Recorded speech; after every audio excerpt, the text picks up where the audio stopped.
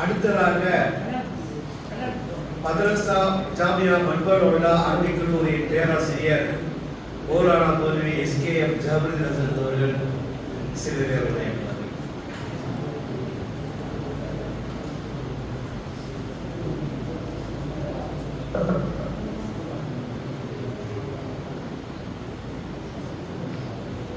அல்ஹம்துலில்லாஹி ரப்பில் ஆலமீன்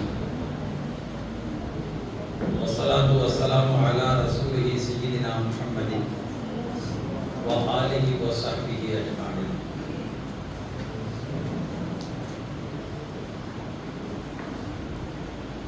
அம்மா பாத் فقال نبينا صلى الله عليه وسلم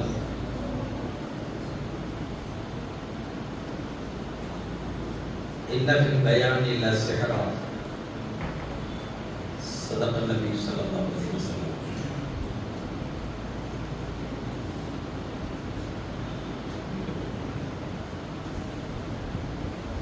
மிகச்சிறந்த ஒரு மேடையிலே பேச வாய்ப்பளித்த இந்த பெருமன்றத்தினுடைய விழாவின் தலைவர் அவர்களே, நிர்வாக பெருமக்களே, இங்கு சிறப்பாக உரையாற்றிய உலமா பெருமக்களே, வருகை தந்து விற்றிருக்கக்கூடிய பிரமுகர்களே, மாணவ செல்வங்களே, உங்கள் அனைவருக்கும் எனது அன்பு சலாம் உரைக்கு கொண்டுகிறேன். அஸ்ஸலாமு அலைக்கும் வரஹ்மத்துல்லாஹி வ பரகாத்துஹு.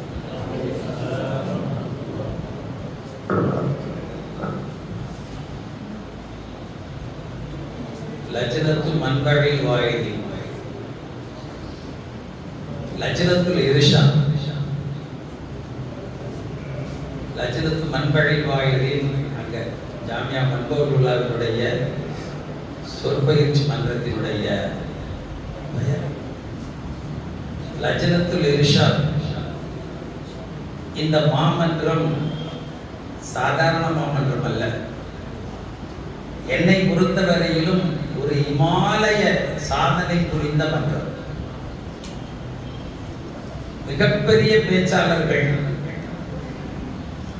வன்மை மிக்க அறிஞர்களை உருவாக்கிய ஒரு அற்புதமான மன்றம் இந்த லஜ்னத்துல் இர்ஷாத். நான் இந்த மதரசாவினுடைய பிரதான மாணவன் என்று ஏன் சொல்லுகிறேன் என்று சொன்னால், நீண்ட காலம் இந்த மதரசாவிலே வளர்க்கப்பட்டவன்.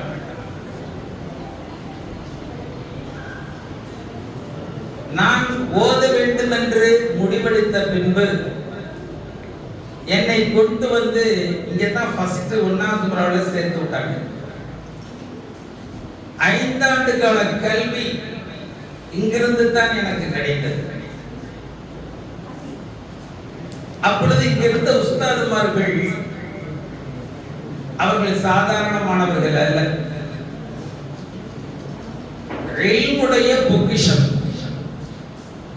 அறிவுடைய பொக்கிஷம், ஒழுக்கத்தினுடைய பொக்கிஷம், மாணவர்களை திறன்மிக்கவர்களாக உருவாக்க வேண்டும் என்ற அந்த பெருநோக்கு கொண்டவர்கள்.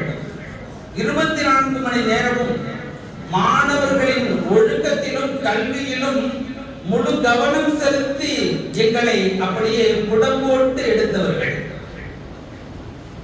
என் நெஞ்சத்திலே பதிந்திருக்க கல்வியினுடைய வித்து இங்கு போடப்பட்டதுதான். நான் சாகின்ற வரையிலும் அது என்னை விட்டு மகளாது. மீசானில் இருந்து நகவை திறம்பட கற்று முடிக்கின்ற வரையிலும், நகு பொதுமக்களுக்கு வேண்டுமானால் உபயோகம் இல்லாததாக இருக்கலாம். நகுவு தெரியாத ஆளுங்கள் அவன் இல்முக்கள் ஆயக்கற்றோன்னா போயிடும். மந்திக்கு பொதுமக்களுக்கு வேண்டாம், தேவையில்லாததா இருக்கலாம். மந்திக்கு தெரியலேண்டா சரியான ஜவுட்டாயத்தான் இருப்பான். என்ன சொன்னாலும் உங்களுக்கு புரியும். மானி புரியலேண்டா குர்ஆனுடைய தரம் என்பது அவனுக்கு புரியாது. சுருக்கமாக சொன்னால் மன்கூல் சாதாரணமாக நீங்கள் விளங்கிக் கொள்ள முடியும். அது உயர்தரமான கல்வி என்பது வேறு விஷயம். அதை எளிதாக புரியும்படி அல்லாஹ் தஆலா ஆக்கி வைத்திருக்கிறார். உலகத்தினுடைய மிகப்பெரிய ஞானம் என்பது குர்ஆன். அது எல்லாத்துக்கும் தெரியும். உலகத்திலே மிகப்பெரிய ஞானம் எது? குர்ஆன். அந்த குர்ஆனை அனைவரும் புரிந்து கொள்ளுகின்ற முறையில் அல்லாஹ் தஆலா எளிதாக்கி வைத்தார். யார் வேண்டுமானாலும் எளிதாக குர்ஆனை புரிந்து கொள்ள முடியும். வலக்கத் யஸ்ஸர்னல் குர்ஆன லிذிக்ர் ஃபஹல் மின் முதக்கிர். குர்ஆனை நீங்கள் விளங்கிக் கொள்ளும் பொருட்டு நான் அதை இலகுவாக்கி வைத்திருக்கிறேன். அதை உபதேசம் பெறுபவர் உண்டா, படித்து பயன்பெறுபவர் உண்டா என்று அல்லாஹ் தஆலா கேட்கிறார். அப்படி எளிமையாக்கப்பட்ட மண்கூலி ஞானங்களை நாம் கசடர உணர வேண்டுமேயானால், இல்மு என்பது ஏதோ கற்றோம் உணர்ந்தோம் என்பதல்ல, கசடர உணர வேண்டும். அப்படி உணர வேண்டுமேயானால் நமக்கு மகபூலி மிக பிரதானமாக இருக்கிறது. இந்த நிலாமிய பாடத்திட்டத்தை வடிவமைத்த மேதைகள்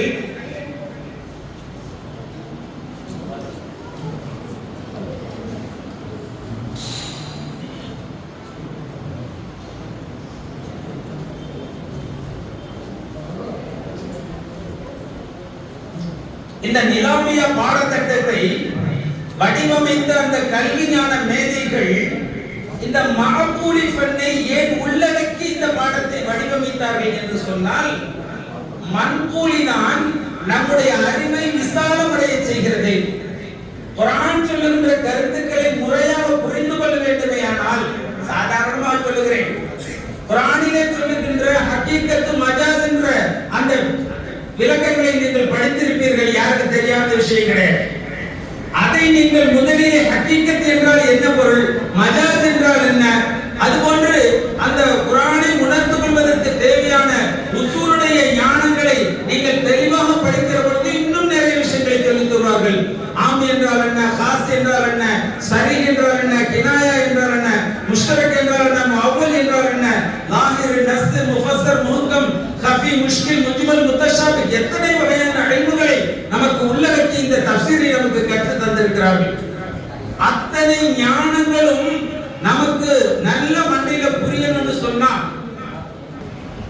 நம்மை ஒரு தகுதிமிக்க ஆலிமாக உருவாக்குவதில் மகபூலியுடைய ஃபன் உங்களுக்கு எல்லாம் தெரியும்.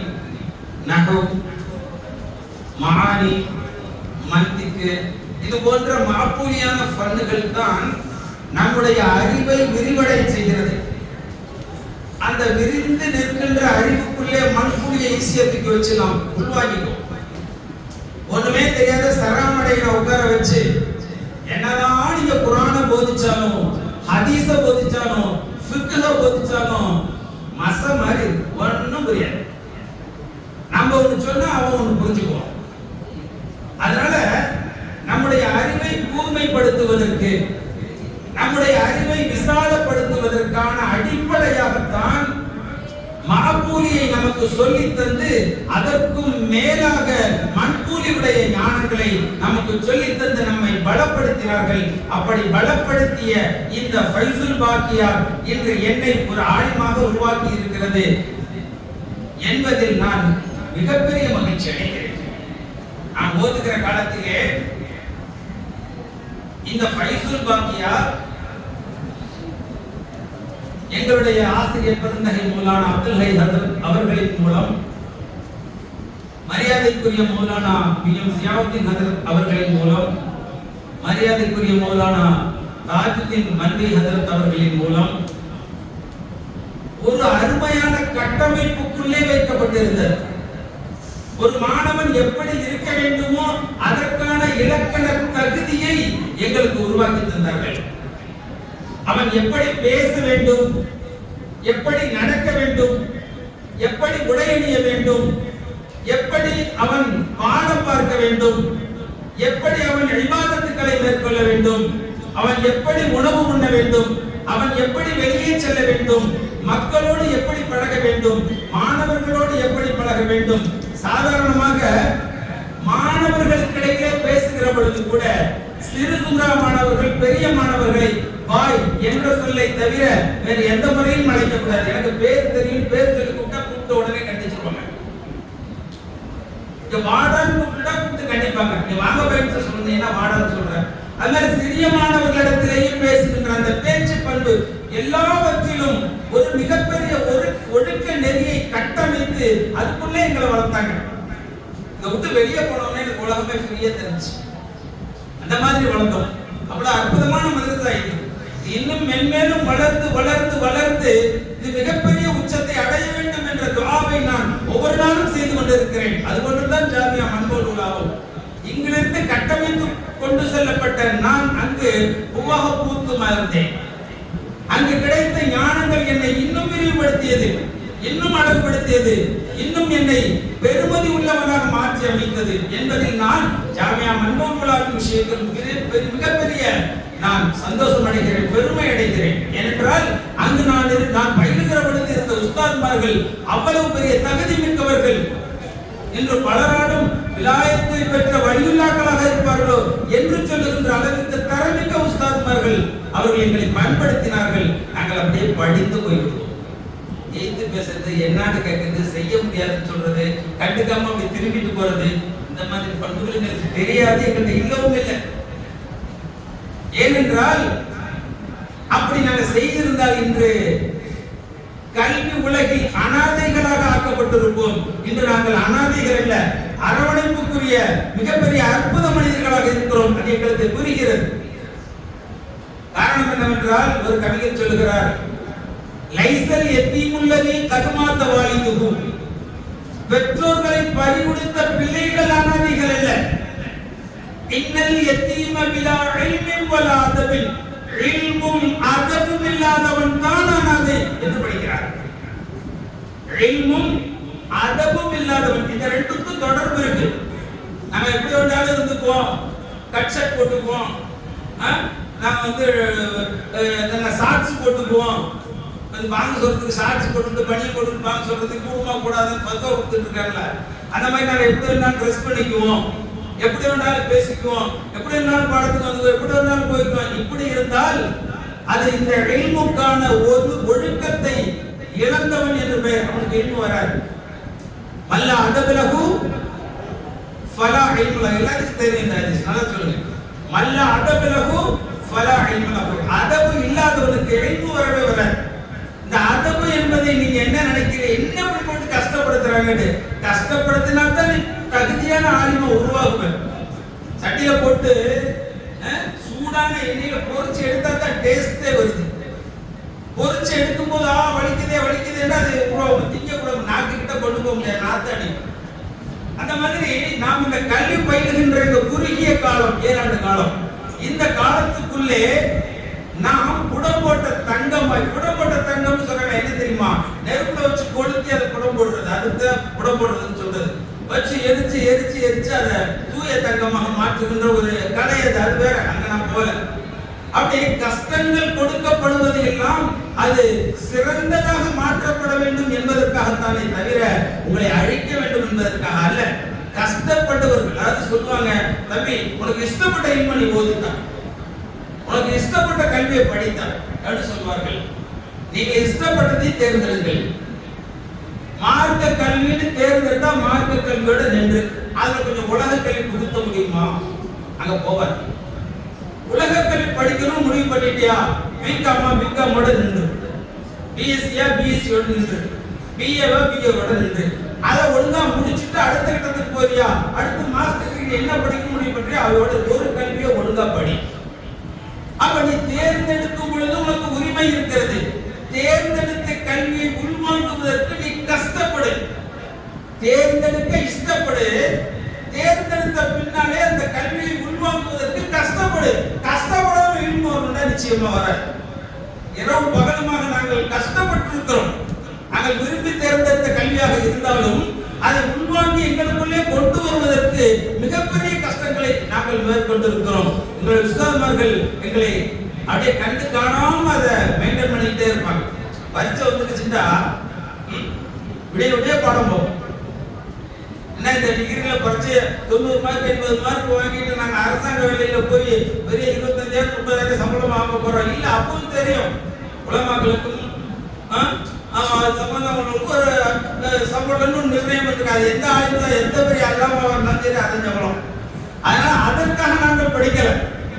நாம் இந்த இல்மை உள்வாங்க வேண்டும், ஒரு தகுதிமிக்க ஆளுமாக மாற வேண்டும், அதன் மூலம் இந்த சமுதாயத்துக்கு பலன் தர வேண்டும் என்ற ஒரே இலக்கை கொண்டு தான் நாங்கள் இந்த இல்மை உள்வாங்குவதற்கு முயற்சித்தோம். அதற்காக படித்த பொழுது எங்களுக்கு அந்த பரீட்சை வைக்கிறாங்கல்ல, அந்த பரீட்சையில் நாம் அட்டன் பண்ணி சிறப்பா பாஸ் ஆகணும்னு சொல்லிட்டு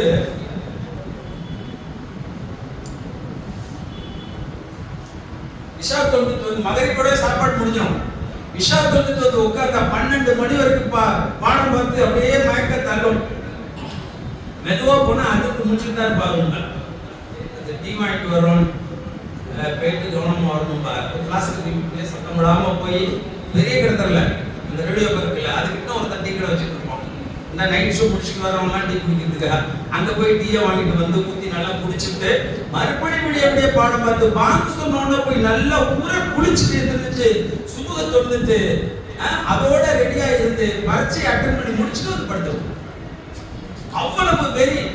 ஒவ்வொரு விஷயங்களையும் ஆழ படித்தோம். அல்லாஹ்வின் கிருபையினாலே அது ஆழ பதிந்தது என்று ஒரு ஆலிமாக உருவாகி நிற்கிறோம் என்ற கௌரவம் நம்முடைய உள்ளத்திலே சிறப்பாக இருக்கிறது. அதை நீங்க அடையணும்னு உங்களுக்கு ஆசை இருக்குல்ல, கஷ்டப்படுங்க. இந்த மாமன்றம் நீங்கள் அப்படி கஷ்டப்படுத்தி தேடிய விஷயங்களை மக்களுக்கு கொண்டு போய் சேர்ப்பதற்கான ஒரு உபாயத்தை கற்றுத் தருகிறது. எந்த வழியிலே நாம் இந்த கற்ற எண்ணை மக்களிடத்திலே கொண்டு போய் சேர்க்கலாம் என்ற உபாயத்தை கற்றுத் தருகிறது. அதுதான் இந்த பேச்சும் இந்த எழுத்தும். ஃபர்ஸ்ட் நாம் படித்த எண்ணை முதலில் என்ன செய்ய தெரியுமா? நிறைய படிச்சுட்டு பெரிய மேடை போட்டு அப்படியே பேசி தள்ளிடணும்னு நினைச்சிட்டு இருக்கிறோம். அது அல்ல. நாம் கற்றதை முதலிலே நாம் அமல் செய்திடணும். நாம் கற்றதை நாம் முதலிலே அமல் செய்திடணும். செய்ததை பிறருக்கு சொல்ல எத்தனிக்க வேண்டும். சும்மா எல்லாத்தையும் படிச்சு நான் நிறைய விஷயம் மனசுல இருக்கு, நான் அப்படியே மேடையில் ஏறினா பேசி தள்ளிடுவேன்னு சொல்லிட்டு பேசிட்டு கூடாது. கற்ற ஒவ்வொன்றையும் நம்முடைய செயல் உருவாக்கமாக மாற்ற வேண்டும். அதை அமல் செய்து அதன் இன்பத்தை அனுபவிக்க வேண்டும். அதை மக்களிடத்தில் சொல்ல வேண்டும். ஈஸியா போய் சேர்ந்துரும். சும்மா மேடை போட்டு நம்ம பாட்டுக்கு பேசிக்கிட்டே இருக்க போய் சேரவே சேராது. அன்றைய வழிமார்கள் மேடையில் ஏறி இப்படியே பேசுனாங்க, மைக்கு வச்சு மேடை போட்டு கூட்டத்தை கொட்டி சவுண்ட் வச்சுக்கிட்டு இல்ல, சாதாரணமா போய் நின்று தான் சொன்னாங்க. அந்த சொல் லட்சக்கணக்கான மனிதர்களை இஸ்லாத்துக்குள்ளே கொண்டு வந்தது. காரணம் என்ன தெரியுமா? அவர்கள் சொன்ன ஒவ்வொரு வார்த்தைகளையும் செயல் உருவாக்கமாக்கி கொண்டு அதற்கு பிறகு மக்களிடத்திலே சொன்னார்கள். அந்த வார்த்தைகள் அசரை ஏற்படுத்தினார்கள். எனவே நாம் இந்த இல்மை படிக்கிற பொழுது நம்முடைய உள்ளத்தை விரிவாக வைத்துக் கொள்ள வேண்டும், விழிப்பாக வைத்துக் கொள்ள வேண்டும். அதற்குத்தான் விரிவாக வைத்துக் கொள்வதற்கு மகப்பூலியை படிக்கணும். விழிப்பாக இருப்பதற்கு நாம் உற்சாகம் உள்ளவர்களாக இருக்க வேண்டும். அல்லாஹ் தஆலா சொன்னா அல்க சமஅ வஹுவ ஷஹீத், உன்னுடைய சமஅை இங்க கூட நீனும் இங்க இரு அப்படின்னா அல்லாஹ். அப்பதான் உங்களுக்கு எல்லா ஏற்கும் புரியும். குர்ஆன்ல வரக்கூடிய ஆயத்து தான். காதை இங்க வச்சுட்டு நீங்க இங்க இருந்தா நம்ம இருந்தா தானே காது வைக்க முடியும். நீங்க இருந்தா என்ன அர்த்தம்? நம்ம இங்க தான் இருப்போம். என்னைய பார்த்துட்டே இருப்போம் எல்லாருமே. அப்படின்னு சொல்லிட்டா 3 மைல் நேரம் வருமா, என்ன கூட்டமா இருந்துச்சு அப்படின்னு. அப்ப ஆள் இங்க என்ன அர்த்தம்? இப்படி இருக்கிறவனுக்கு எளிமையாக அப்படியே பார்த்துட்டே இருப்பா. பாடம் நடத்தும் போது என்ன சொன்னீங்க அப்படிமா, அப்படி ஒரு உடுக்கும் போது அந்த ஊகாணியத்தை வந்து என்ன செய்ய ஜாயிண்ட் ஆகுதுன்னு அர்த்தம். அது வரைக்கும் 3 மைல் 4 மைல் அந்த நேரத்தில் இருப்பான், ஒரு இடத்துல நின்று இருப்பான். இப்படி இருக்கிறவனுக்கு எளிமை ஏறாதுன்னு அல்லாஹ் சொல்லிட்டான். அல்க சமஅ வஹுவ ஷஹீத், அவன் இங்க இருக்கணும். இங்க இருக்கணும்னா உடலால் அல்ல, உடலாலும் உயிராலும் கவனத்தாலும் எல்லாத்திலும் இங்கே இருக்கணும். உஸ்தாத்மார்களே கவனமா பார்க்கணும். இந்த உஸ்தாத்மார்களுடைய வார்த்தை இருக்க சாதாரண வார்த்தை அல்ல. நீ நீண்ட நெடுங்காலமா ஒரு சந்தேகத்தை தேடிக்கிட்டே இருப்ப. அந்த சொல் எப்போ வந்து அந்த காலில் விழுன்னு தெரியாது. திடீர்னு தோணுச்சா இதைத்தானே நம்ம தேடிக்கிட்டே இருந்தோம் சொல்லிட்டாங்களே, என்ன திருப்பி கட்டினா உனக்கு நீண்ட நாளைய சந்தேகம் கிளியர் ஆயிடும். ஆக நீ இங்க இருக்கணும். இங்க இல்லாம எங்கேயோ சுத்திட்டு வந்து ஒரு தடவை நான் பாடம் நடத்தும் போது ஒரு பையன் தூக்கினான். நான் என்ன செஞ்சேன், பல தடவை மாணவர்கிட்ட சொல்லியிருக்கேன். எழுப்பிட்டு என்னடா தூங்கிட்டு இருக்கிறா அப்படின்னா, அவன் பதில் சொன்னா, உங்க குரலை கேட்டாலே துக்கம் வருது அப்படின்னு. எனக்கு ஒரு மாதிரி ஆகி போச்சு. என் குரலே பயங்கரமான குரல். நான் ஆரம்பத்தில் எங்கேயோ கேட்கும் இந்த மாதிரி குரல், உன் குரலை கேட்டு தூக்கம் வருதுன்னா எனக்கு ஒரு சந்தோஷம். இவ்வளவு இனிமையான குரலாக கொடுத்துட்டானே அப்படின்னு. அது கேட்டோம், என்னடா சொன்னேன் அப்படின்னு. நான் மட்டுமா சொல்றேன், எல்லாரும் தான் சொல்றாங்க, எல்லாத்தையும் சேர்த்துக்கிட்டான். புரியுதா? இந்த லெவல்ல உங்களுக்கு என்னென்ன இன்பம் ஏறும். ஆளுங்க என்ன உட்கார்ந்துருக்கான்னு பார்த்துட்டே தான் இருக்கணும், அப்படியே உள்ள போயிடும். சரி, இப்ப நமக்கெல்லாம் ஒரு ஆசை என்ன, நாம் சிறந்த இல்மானிகளாக இருக்க வேண்டும், அந்த இல்மை சிறந்த முறையில எடுத்து போதிக்க வேண்டும் ஆசை இருக்கு. அந்த இல்மை சிறந்த முறையில எடுத்தால் அதை நாம் பதிவு செய்ய வேண்டும் ஆசை இருக்கு. எல்லா ஆசையும் இருக்குல்ல. சரி, இல்மை நமக்குள்ளே கொண்டு வந்து சேர்த்த பின்பு தான் அடுத்த ரெண்டு ஆசை வரணும். பேச வேண்டும், எழுத வேண்டும் என்ற ஆசை. இல்மே உள்ளுக்குள்ள வரல. சும்மா உட்கார்ந்து நம்ம பேசுறதா என்னத்தை பேசுவீங்க? மேல போட்டு மைக் வச்சுட்டு போய் நிட்டாச்சு. அன்பிற்குரியவர்களே, அவங்களே இவங்களே அஸ்ஸலாமு அலைக்கும் சொல்லிட்டு அடுத்து என்ன பேசுறது? இப்போ நான் என்ன பேசுறது? இப்போ நான் என்ன உட்கார்ந்துக்க வேண்டியது? ஒன்றும் வராது. சட்டியில இருந்தாதான் ஆப்பையில வரும். அது கொண்டு நான் ஏதாச்சும் ஒன்று எழுதிருந்துப்பா அப்படின்னு சொல்லிட்டு பேப்பர் தானே வச்சு பேனாவெல்லாம் எல்லாம் எடுத்து வச்சு உட்காந்து பிஸ்மில்லா ரஹ்மான் எழுதிடுவேன். என்ன சொல்லி பழக்கப்பட்டதே எழுதி பழக்கம் எழுதிடுவேன். அடுத்து என்ன எழுதுவேன்? ஆக முதலில் நாம் நிறைய விஷயங்களை உள்வாங்க வேண்டும். அந்த இல்மு என்பது நாம் படிக்கின்ற இந்த மார்க்கம் சார்ந்த இல்மாகவும் இருக்க வேண்டும். இதற்கு உறுதுணையாக இருக்கிற வெளி விஷயங்கள் சார்ந்த அறிவான விஷயங்களும் இருக்க வேண்டும். வெளி விஷயம் சொன்னா கச்சராய்ப்புகளை சொல்லல. இது சார்புக்கு உறுதுணை சேர்க்கக்கூடிய வெளி விஷயங்களிலும் நம்முடைய கவனங்கள் முழுமையாக இருக்க வேண்டும். இல்மினுடைய அடிப்படை கவனம் தான். கவனம் சரியா இருந்தா இல்மு உள்ள போயிடும், கவனம் சரியில்லைன்னா வேற வழியா போயிடும். அதனால கவனமாக அந்த இல்மை உள்வாங்க வேண்டும். உள்வாங்குவதில் நாம் நம்மை அதிகமாக ஈடுபடுத்திக் கொள்ள வேண்டும். ஒரு 100 விஷயம் உள்ள போச்சுன்னு சொன்னா ஒரு 50 விஷயம் வெளியே வரும். 50 விஷயத்தை நீ வெளிப்படுத்தினா ஒரு 25 விஷயத்தை தான் மக்கள் புரிஞ்சுக்குவான். அதுலயும் பாதியை தான் மக்கள் அமல் செய்வான். அப்ப மக்களிடத்துல இப்ப எதை அமல் செஞ்சானா அதான் போய் சேர்ந்துருக்குன்ற அர்த்தம். பாக்கியெல்லாம் காத்துல போயிடும். இன்னும் ஒரு 10 விஷயம் ஒரு 15 விஷயத்தை நீ மக்களிடத்துல கொண்டு போய் சேர்த்துண்டா உனக்குள்ள 100 விஷயம் உள்ள வந்திருக்கணும். அப்பதான் முடியும். அப்ப நாம் இஷ்டப்பட்டு இந்த ஓதணும், நாம் ஒரு ஆலிமாகணும், ஒரு தரத்தியான நிலைக்கு வர வேண்டும் என்று முடிவு செய்து விட்டோம். இது நாம் நம்முடைய இஷ்டப்படி இதை அமைத்துக் கொள்ள வேண்டும். எங்க அத்தா சொன்னாங்க, எங்க அண்ணன் சொன்னாரு, எங்க குடும்பம் வந்து ஆலிம்சா குடும்பம், அதனால நான் இதெல்லாம் இந்த கதையில அதெல்லாம் தூக்கி அந்தந்த வச்சிருக்கணும். நீ எந்த குடும்பத்தை சேர்ந்தவன், யார் யார் ஆசைப்பட்டாங்க, அதெல்லாம் அடுத்த சப்ஜெக்ட். ஓ மனசு என்ன சொல்லுது, நான் ஒரு ஆலிமாக வர வேண்டும் என்று முடிவு செஞ்சுச்சா அந்த முடிவோடு நின்று அது உன்னுடைய இஷ்டமாக இருக்க வேண்டும். நான் இஷ்டப்பட்டு இந்த இல்மை தேர்ந்தெடுத்து விட்டேன், இதை நான் கற்றே தீருவேன் என்ற ஒரு முடிவுக்கு இஷ்டப்பட்டு வந்துட்டு கற்றுக்கொள்ளுகிற பொழுது கஷ்டப்பட வேண்டும். இந்த அரபி மொழி மற்ற கல்விகளை போன்று கற்றுக் கொடுப்பதில்லை. எல்லாராலையும் இந்த இல்மை கற்றுக்கொள்ள முடியாது, கற்றுக் கொடுக்கவும் முடியாது. ஏனென்றால் இந்த மொழியை வந்து லெஃப்ட் வார்த்தைக்கு வார்த்தை பிரித்து விளங்க வேண்டும். அல்ஹம்துலில்லாஹி ரப்பில் ஆலமீன் அலிஃப் லாம் என்னன்னு விளங்கணும், ஹம்துண்டா என்னன்னு விளங்கணும், லில்லாஹுண்டா லாம் என்னன்னு விளங்கணும், அல்லாஹ்னா என்ன, அலிஃப் லாம் என்ன, ஆலமீன் என்ன, அதுல முஃப்ரதா ஜம்மா, அதுக்குரிய விளக்கம் என்ன, இதோட கோர்வை என்ன, இதோட மானா என்ன இருக்குன்னா தர்கீப், இதுக்குள்ள அல்லாஹ் என்ன சொல்ல வர்றான், எவ்வளவு விஷயங்களை புரிஞ்சுக்க வேண்டியது இருக்கு. இப்படித்தான் பாடம் நடத்துகிறோம். எல்லா ஆலிம்சார்களும் கூட்டிட்டு வந்து பாடம் நடத்துங்க, தொழு வைண்டா எல்லாம் தொழு வச்சிருவாங்க. பாடம் நடத்துங்க, அதற்கு தகுந்த முறையில் இல்மு ஞானங்களை உள்வாங்கியவர்கள் மட்டும் தான் பாடம் நடத்த முடியும். நீங்கள் ஒவ்வொருவரும் உங்களுடைய வாழ்க்கையின் இலக்காக நான் ஒரு முதர்ரிஸாக வர வேண்டும் என்று முடிவு செய்து விடுங்கள். அடுத்து முதர்ரிஸ் ஆகிறோமா வேற வேற அது அப்புறமேல. ஆனா அந்த மாதிரி நாங்க இங்க ஓதும்போது நான் 2வது சூறாக்கு வரும்போது என்னோட பிள்ளைகளுக்குள்ள பயம் என்ன தெரியுமா, 1வது சூறாக்கு இருந்தா எனக்கு பயம். எந்த நேரத்தில் கிதாப் வந்து பாய் சொல்லணும்னு கேட்பான்னு தெரியாது. அவன் கேட்டா சொல்லி கொடுத்தா அவனை இல்லைன்னா மானம் பறி போயிடும். நான் 3வது சூறா வந்தோம்னா எனக்கு எதிரியா இருந்தா இந்த 2வது சூறாவும் 1வது சூறாவும் தான். அவன் 2 பேரும் கிதாப் வந்து என்ன எப்போ நிற்பான். அடுத்த சூறா பண்ணும்போது கீழே உள்ள 3 பேர் தான் நம்மளுக்கு எதிரி. அவனை பார்த்தாலே வேற எதுக்கு வரான், ஏதோ கேள்வி கேட்க போறான், இப்போ சொல்லி கொடுக்கலன்னா மானம் போச்சு. இப்படி பயம் இருந்துகிட்டே இருக்கு. 5வது சூறா வந்த உடனே மொத்தத்துக்கும் நம்ம தான் 5வது சூறாக்காரன் தான் மொத்த மாஸ்டர்களுக்கு சந்தேகத்துக்கு அர்த்தமா நடத்திட்டு போயிடுவாங்க. அவங்க ஆழமாகவும் அழகாகவும் நடத்திடுவாங்க. ஏன்னா மாணவர்களுக்கு சந்தேகம்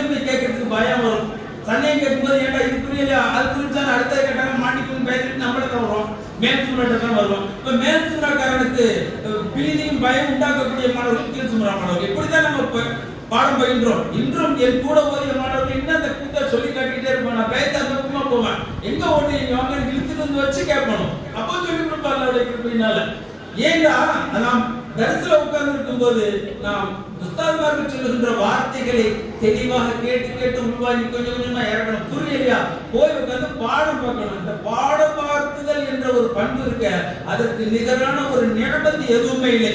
மகரிபில இருந்து 10:30 மணி வரைக்கும் நீ உட்கார்ந்து லெஃப்ட்ல கலிமாவுக்கு கலிமா கலாமுக்கு கலாம் நீ தெளிவான ஞானத்தை பெற்று விட்டாய் என்று சொன்னால் எல்லாம் உங்களுக்கு கிடைத்துவிடும். எனவே நீங்கள் இந்த இல்மை உங்களுக்குள்ளே ஹாசிலாக்கிக் கொள்வதற்கும் அதை நீங்கள் அமல் செய்ததை பிற மக்களுக்கு எடுத்துச் சொல்வதற்குமான ஒரு தகுதிமிக்க ஆழமாக நீங்கள் வர வேண்டும் என்றால் நல்லொழுக்கத்தை மேற்கொள்ளுங்கள். உஸ்தாத்மார்களுக்கு கட்டுப்பட்டு நடந்து கொள்ளுங்கள். அவர்கள் காட்டுகின்ற வழியை அப்படியே பேணி நடந்து கொள்ளுங்கள். அல்லாஹ் சுப்ஹானஹு வ தஆலா உங்களுக்கு தெளிவான இல்மையும் ஆழமான இல்மையும் அகலமான இல்மையும் அதாவது விரிவான இல்மையும் தந்து உங்களை தன்னுடைய நேசமிக்க நல்லடியார்களில் ஒருவனாக அங்கீகரித்துக் கொள்வான். அத்தகைய பாக்கியத்தை உங்களுக்கும் எங்கள் எல்லோருக்கும் தந்தரல வேண்டும் என்று துஆ செய்தவனாக என் உரையை நிறைவு செய்கிறேன். வாஹிதாவனா அல்ஹம்துலில்லாஹி ரப்பில் ஆலமீன். அஸ்ஸலாமு அலைக்கும் வரஹ்மத்துல்லாஹி வ பரகாத்துஹு.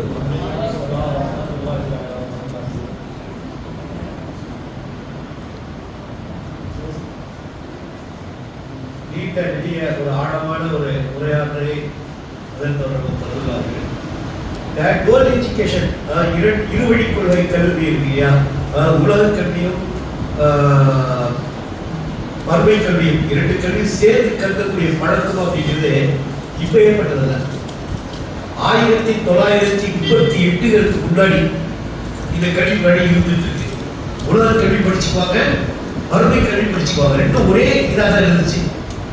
ஆங்கிலேயர்கள் இந்தியாவை பிடிக்கும் பொழுது ஆங்கிலேயர் எதிர்கொடுக்கிற நிலைக்கு வரும் பொழுது முதலாக உலமாக்கள் தான் எதிர்க்க ஆரம்பிச்சாங்க. முதலாக உலமாக்கள் தான் ஆங்கிலேயர்கள் எதிர்க்க ஆரம்பிச்சாங்க. எதிர்க்க ஆரம்பிச்சதுடைய ஒரு விளைவு என்ன அப்படின்னு சொன்னா, இனிமேல் நாங்கள் ஆங்கில கல்வி கற்க மாட்டோம், உலக கல்வி கற்க மாட்டோம், வெறும் மறுமை கல்வி மட்டும்தான் கற்போம் அப்படின்னு சொல்லி பிரிச்சு கொண்டு வந்தாங்க. பிரிச்சு கொண்டு வந்ததுக்கு பிறகு அதுவே நிலையாயிடுச்சு. வெறும் மறுமை கல்விங்கிறது தனியாகவும் உலக கல்வி தனியாகவும் மாறி பிரிஞ்சிடுச்சு. இப்ப திரும்பவும் அது என்ன செஞ்சிருக்கு, இணைய ஆரம்பிச்சிருக்கு. இது நல்லதா கெட்டதா அப்படிங்கிறது இது ஒரு பெரிய பட்டிமன்றமே வைக்க வேண்டிய சூழ்நிலை இருக்கு. அதில் அவர்கள் சரியில்லை என்று இது சரியில்லை, இந்த போக்கு சரியில்லை, மறுமை கல்வினா மறுமை கல்வி மட்டும்தான் இருக்கணும் அப்படிங்கிற வாதத்தை நம்மகிட்ட எடுத்து வச்சிருக்கிறாங்க. அதுவும் சிறந்த ஒரு வாதம் தான். இருந்தாலும் இது விவாதிக்கப்பட வேண்டிய ஒரு பொருள், தேவையா இல்லையா அப்படின்னு சொல்லி. ஆனா இன்னைக்கு வரைக்கும் கேரளா சொன்னாங்க அந்த கல்வி இருக்கதான் செய்யும். இருவழி கல்வி ரொம்ப நல்லாவே இருக்கிறாங்க, ரொம்ப நல்லாவே இருக்கு. அதனால அந்த கல்வி பற்றியான தேடல் இதை அஜித் அவர்கள் விதைத்து சென்றிருக்கிறார்கள். அல்லாஹ் அவர்களுக்கு அருள் புரிவானாக.